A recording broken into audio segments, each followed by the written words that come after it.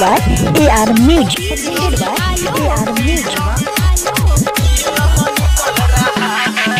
गाजा देव घर में अब की माना है।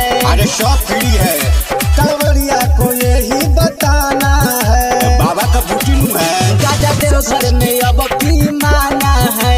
कांवरिया को यही बताना है। सबे भोले के दीवाने न बात कुछ माने। सबे भोले के दीवाने न बात कुछ माने। पूरा न्यूज में चल रहा है।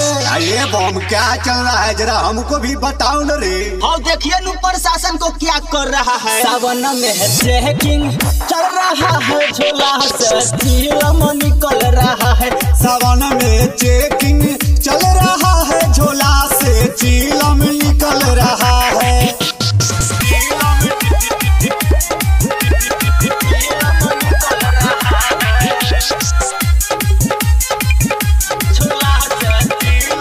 Recording by Anil Tips। DJ Alok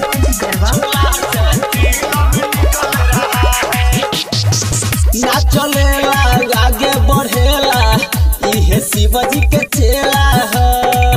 पी के हिलम छूटी न चिलम करत रहिया में खेला हो। ए हो ना चलेला आगे बढ़ेला इहे शिवजी के चेला हो। पी के हिलम छूटी न चिलम करत रहिया में खेला हो। सजा के काने कांवर देहिया में भरल पावर। सजा के कान्हे कांवर देहिया में बढ़ल पावर। राते में चल रहा है।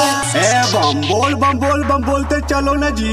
दो चिलम खींचने दीजिए, पाँव दुख रहा है। सावन में चेकिंग चल रहा है। झोला से चिलम निकल रहा है। सावन में है ट्रैकिंग चल रहा है। झोला से चिलम निकल रहा है।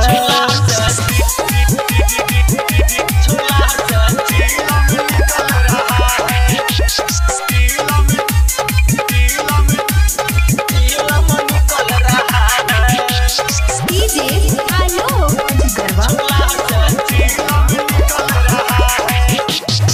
थकल देहिया दुखेला रे भाई। यह सावन में है चले दवाई।